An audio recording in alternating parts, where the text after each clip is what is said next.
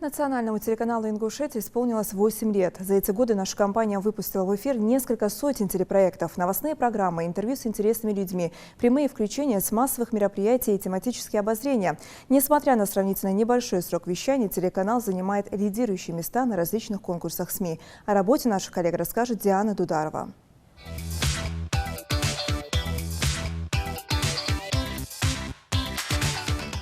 Круглосуточное телевизионное и радийное вещание, 80% собственного контента, десятки программ.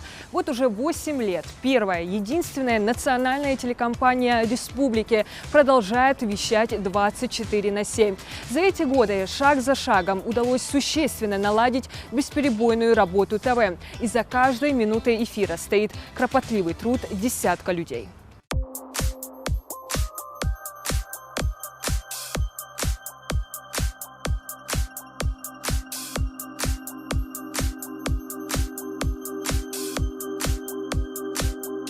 Политика, спорт, культура, интеллектуальные, развлекательные и духовные передачи. Телеканал пестрит разнообразием контента на вкус каждого зрителя. Некоторые из них пользуются особой популярностью, например, эрудиты. Вот уже несколько лет нет отбоя от команд, желающих оказаться под интеллектуальным натиском ингушской канделаки Лилии Измайловой. А вступают в батлы и взрослые, и дети. Не менее популярна Шуан Лярха Или. В праздничные дни количество заказов зрителей увеличивается в несколько раз.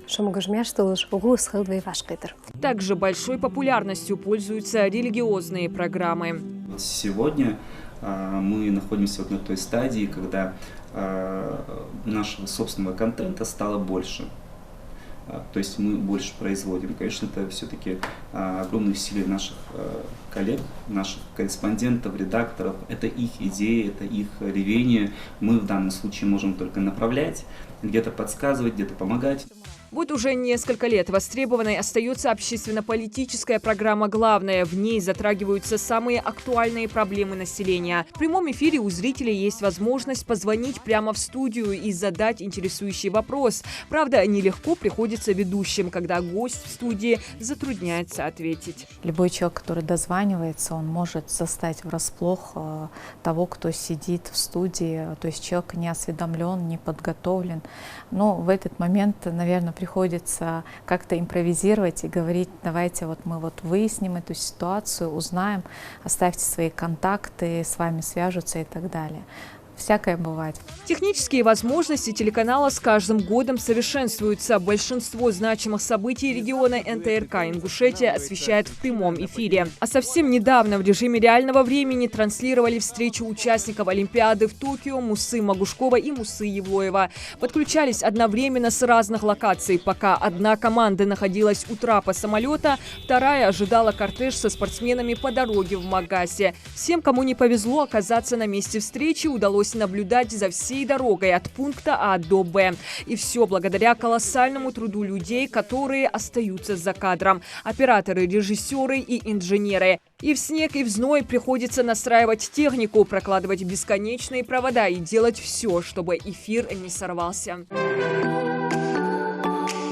Утро могло быть недобрым, если бы не утренняя редакция и не улыбка очаровательных ведущих. Фатима Ташхуева признается, что иногда даже болят мышцы лица после записи, но ей это только в радость. Ведь она чувствует на себе всю ответственность и важность с самого утра зарядить людей бодрым и хорошим настроением. И, судя по отдаче зрителя, делится, у нее это получается. Нам часто задают вопросы: вот как так, как вы умудряетесь с утра быть в настроении, улыбаться? У вас не бывает такое, что какие-то жизненные ситуации вас как-то скосили, да, ваше настроение и так далее?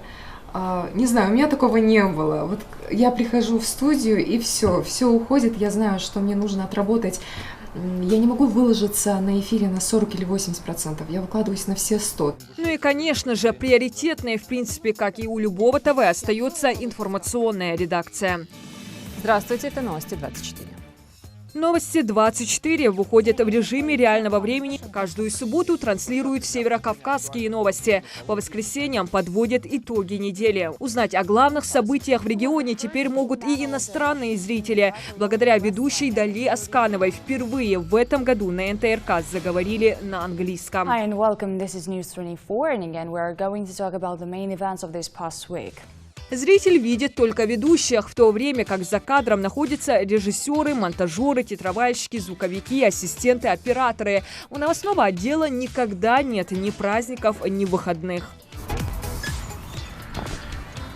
Тренировка на свежем воздухе и без ограничений. Очередное страшное ДТП произошло вчера вечером. В борьбе с опасными вредителями местным властям пришлось прибегнуть к помощи малой авиации. Размытые дороги, потопленные дома и дворы. Последствия сильного дождя. В Карабулаке будет открыто 8 избирательных участков. Школы и медицинских учреждений обновляются. Всего 18 единиц автотранспорта. Снесенные заборы, поврежденные основания домов. А ведь еще полвека назад войлок считался свидетельством уюта в доме.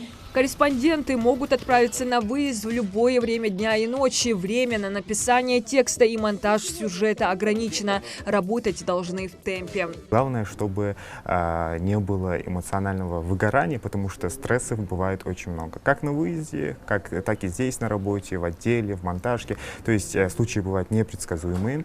И в основном, если говорить о минусах, то минусы, наверное, больше всего в непредсказуемости этой работы. Когда ты не знаешь, куда ты поедешь, что ты будешь снимать, и это немножко отсутствие стабильности, я бы сказал. Над подготовкой даже двухминутного репортажа стоит огромная работа десятка людей. Редакторы работают с 9 утра до 10 вечера. В день приходится проверять больше десятка текстов, а в праздничные дни по объему работы выдаются еще более насыщенными. Самое трудное, да, наверное, это все-таки проверка текстов. Потому что у каждого корреспондента свой стиль, у каждого свои мысли, какая-то интересная своя подача, и когда ты проверяешь, приходится стараться как-то личностный стиль именно корреспондента его не менять. Но основной упор в нашей работе именно на то, чтобы была красивая и информативная и правдивая подача материала. Потому что самое важное для каждого корреспондента – это собрать достоверную информацию. Непроверенную информацию мы выдавать не имеем права. С момента открытия телевидением руководили 5 директоров. Каждый из них внес свой вклад в развитие ТВ. В 2020 году НТРК возглавила Белла Альдиева, экс-советник главы региона по СМИ. Она, к слову, является самым молодым директором в республике. С начала 2021 года телеканал «Ингушетия» начал радовать зрителей новыми программами. Интересными рецептами делится передача «Тухсыскал», а программа «Потолкуем» находится на первом месте в списке топовых. На сегодняшний день у нее самое большое количество просмотров и хвалебных отзывов. И это при том, что ее ведущий и автор Бекхан Аушев остается за кадром. В моей программе иногда бывают абсолютно нелепые вопросы, бессмысленные вопросы, даже не побоюсь этого слова. И вопросы, которые ставят некоторых моих гостей в тупик. Мне кажется, вот такие вопросы людям сейчас более интересны. У нас на телевидении во всех передачах есть ведущие, и где гость сам наедине с собой отвечает на вопрос, такой, как блиц-ответ. Такой программы нет.